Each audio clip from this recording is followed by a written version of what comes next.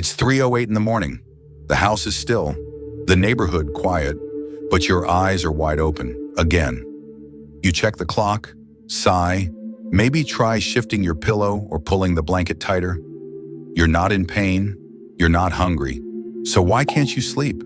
If this feels familiar, you're not the only one. Waking up in the middle of the night, especially around 3 a.m., is something many older adults experience.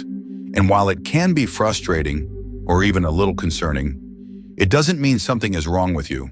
In fact, there are clear reasons it happens, and just as many ways to start sleeping more peacefully again.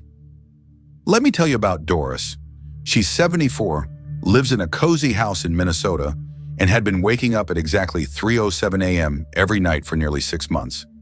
At first, she blamed her bladder, but even on the nights she didn't need the bathroom, she'd find herself wide awake at the same time, staring into the dark, her thoughts picking up speed. It started to affect her mornings. She felt groggy, irritable, and sometimes even anxious about going to bed, knowing what was likely to come. Doris isn't unusual. Her story is shared by thousands of older adults who are wondering what's happening to their sleep and whether there's anything they can do about it. This video is here to answer those questions. We're going to talk about how aging naturally changes your sleep and why that mysterious 3 a.m. wake-up happens more than you'd think. We'll explore what your body and brain might be trying to tell you, what habits or conditions could be interfering with your rest, and most importantly, what steps you can take, starting tonight, to get back to more peaceful, refreshing sleep. You deserve rest, not just more hours in bed, but sleep that helps you feel awake, strong, and steady in the day ahead. Let's start by understanding what's really going on.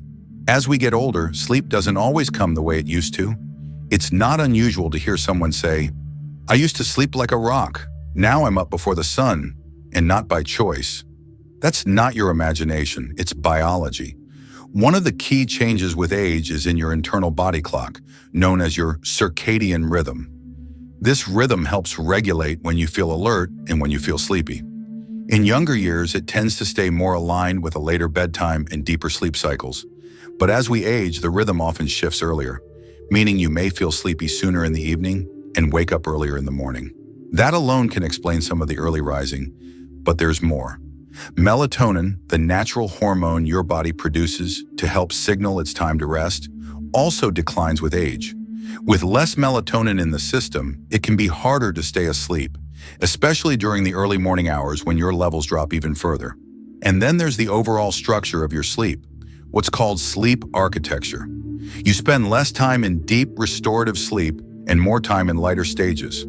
That means you're more likely to wake up from small noises, changes in temperature, or even shifting positions. So what does that look like in real life? Maybe you fall asleep just fine, only to wake up a few hours later and feel like your brain has decided it's time to have a meeting, or your body stirs at 3 a.m. because the room feels cooler, or because you've slipped into a light sleep stage where awareness increases. Now, some of these changes are completely normal. Waking once or twice a night, especially to use the bathroom, is expected.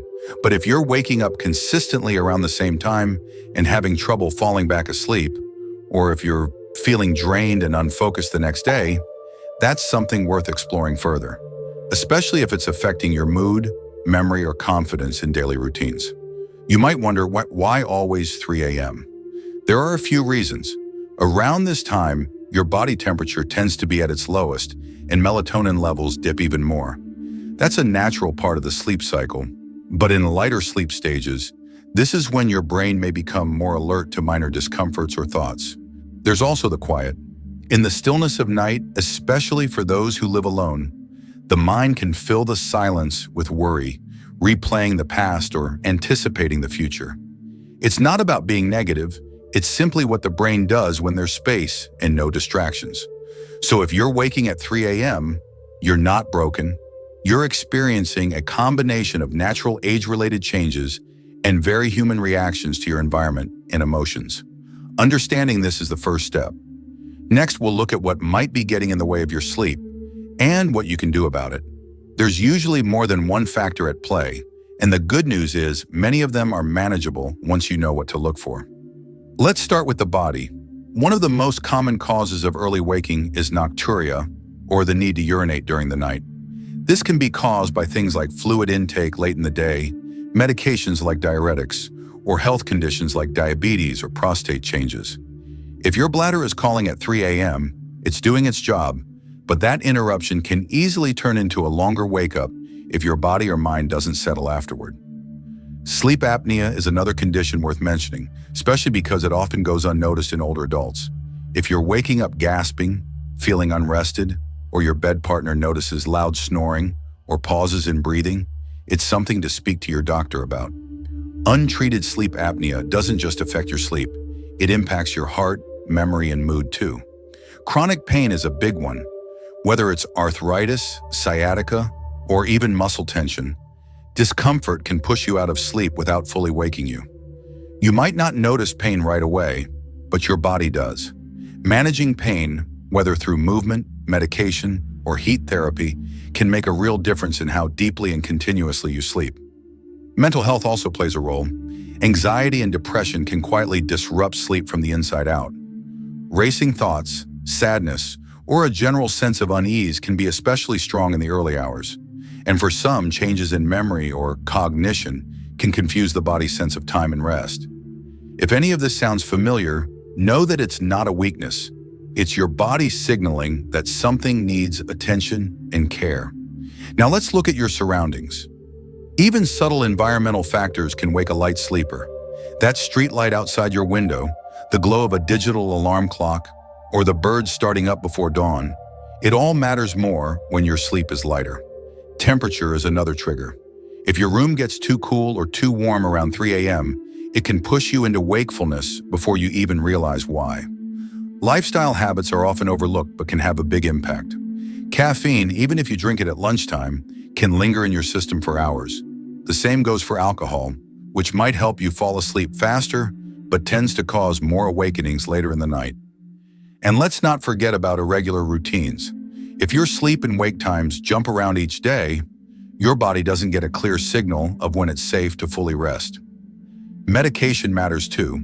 Some drugs, like steroids or antidepressants, can interfere with your sleep patterns. Others, like water pills, increase nighttime urination. Always review your medications with a doctor or pharmacist if sleep is a concern. Emotions can be powerful interrupters of sleep. Loneliness and grief, especially in the quiet hours, can rise to the surface.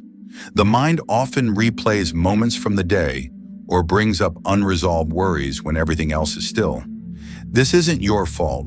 It's a deeply human response to stillness. Let me share a couple of stories. Paul, 68, couldn't figure out why he was waking up around 3 a.m. every night. After weeks of frustration, a doctor visit and some tracking revealed the cause: acid reflux. It turns out lying flat after a late dinner was irritating his esophagus and disrupting his rest. Once he adjusted his meals and sleeping position, the difference was night and day, literally. Then there's Lila, 72. After her husband passed, she started waking up each night overwhelmed by racing thoughts. Her mind would fixate on things she forgot to do, conversations she wished she'd had, or worries about the future. With the help of a counselor and a new evening ritual, just 10 minutes of journaling before bed, she found a way to quiet her mind. These days, she still wakes up occasionally, but now she knows how to soothe herself back to sleep. Every story's different, but the patterns are common. Whether it's your body, your environment, your routine, or your emotions, there's usually a reason for that early wake-up. And the more you understand what's behind it, the more options you have to improve it. That's what we'll focus on next. There's a lot you can do to start sleeping better, even if you've struggled for years. Think of it not as fixing a problem overnight, but gently training your body and mind to feel safe, relaxed, and ready for rest. Let's walk through some practical steps that can make a real difference, starting tonight. First, let's talk about your sleep environment. Your bedroom should feel like a place where your body wants to fall asleep. That starts in the evening. Try dimming the lights an hour or two before bedtime. This helps signal to your brain that sleep is on the way. If you have bright bulbs or harsh overhead lighting, consider switching to soft, warm lamps in the evening hours. Light can be a major disruptor even when your eyes are closed. Blackout curtains can block street lights or early sunrises. If you live in a noisy area, a simple white noise machine or even a fan can help cover up disruptions. And don't underestimate the power of good bedding. A supportive mattress, cozy layers, and a comfortable room temperature, usually a bit on the cooler side, can do wonders. Now let's look at your evening routine. What happens in the hour before bed sets the tone for your whole night. Choose quiet, calming activities that help your body wind down. Reading a light novel, listening to soft music, or doing some gentle stretching in a chair. These are all great options. Avoid screens if you can. Phones, tablets, and TV can all stimulate your brain with bright light and fast-moving images. And save the news or intense conversations for earlier in the day. Relaxation techniques can be especially helpful when it comes to quieting a busy mind. Try something simple like deep breathing.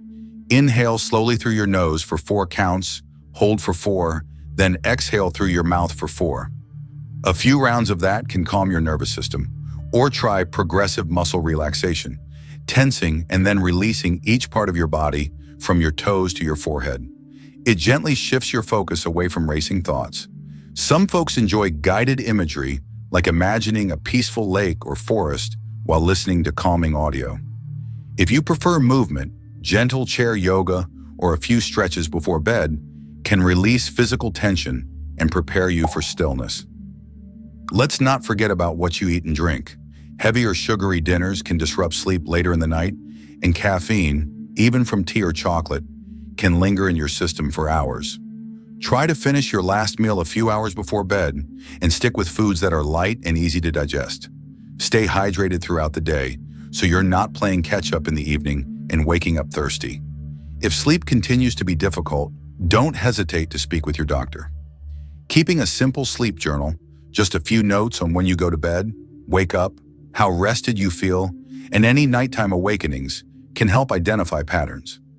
It also gives your doctor helpful information if you need to discuss medications, health conditions, or possible referrals to a sleep specialist. Here's what a simple nightly wind-down routine might look like. Around 8:30 p.m., turn off bright lights and switch to a soft lamp. Prepare a small cup of herbal tea, chamomile or lemon balm, for example. Turn on calming audio, maybe instrumental music or nature sounds. Do 5 minutes of seated stretching or slow breathing. Then settle into bed with a book or light journaling, giving your body and mind clear signals that it's time to let go of the day. It doesn't have to be perfect. The goal is consistency and calm. When your body starts to recognize these cues, sleep becomes less of a battle and more of a natural response. Small steps really can lead to big changes, and you're in control of how that journey unfolds. Nighttime can feel very different from the day. In the quiet and the dark, our thoughts tend to get louder. You might find yourself thinking about things you haven't thought about in years. Regrets, losses, worries, unfinished conversations. That's not unusual. In fact, it's deeply human. Our emotional state is closely tied to how we sleep. When your mind is stirred up by grief, anxiety, or just the weight of daily life, your body has a harder time letting go. And the later it gets, the more magnified everything can feel. What seems manageable at noon can feel overwhelming at 3 a.m. That's why caring for your emotional well-being is such an important part of your sleep health. When you soothe your mind before bed, you're giving yourself permission to rest. Not just physically, but emotionally too. One of the simplest ways to do this is by journaling. Just a few minutes of writing in the evening can help clear your mind. It doesn't have to be structured or poetic. Just empty your thoughts onto paper. What's on your mind, what you're worried about, what you hope for tomorrow. That act alone can help your brain set those thoughts down, at least for the night. For many people, prayer or quiet reflection is another powerful tool. Whether it's a spiritual practice or simply repeating a calming phrase, these quiet moments can create a sense of peace and connection. Some find comfort in mantras, simple words or phrases you repeat to yourself, like "I am safe" or "let it be." You might also try ending your day with a gratitude list. Nothing elaborate, just 3 things that brought you a little joy, peace, or meaning today. A kind word, a sunny afternoon, a memory that made you smile. This gentle shift in focus can ease the mind away from tension and toward rest. And remember, needing comfort doesn't mean you're weak, it means you're alive. It's okay to ask for gentleness, especially from yourself. You deserve rest, mind, body, and spirit. Let's take a moment to quickly pull everything together. If you're waking up at 3 a.m. and wondering what's wrong, here's the truth. Nothing is wrong with you. Early morning waking is a common part of aging, and there are real reasons behind it. Reasons that can be understood and managed. Whether it's your body's changing rhythm, medical issues, emotional stress, or just the habits you've fallen into over time, you are not powerless in the face of it. You now know more about how aging affects your sleep cycle, how melatonin dips, how sleep gets lighter, and how the quiet of the night can amplify your thoughts. You've seen that waking up isn't always just about needing the bathroom. It might be pain, grief, temperature, medication, or even just a busy mind. And the good news, you have practical, gentle tools that can help. Not dramatic overhauls, just small, steady steps. Here's a simple checklist you can start using right away. 1. Stick to a regular bedtime and wake up, even on weekends. 2. Limit caffeine after 2 p.m. Yes, even tea and chocolate.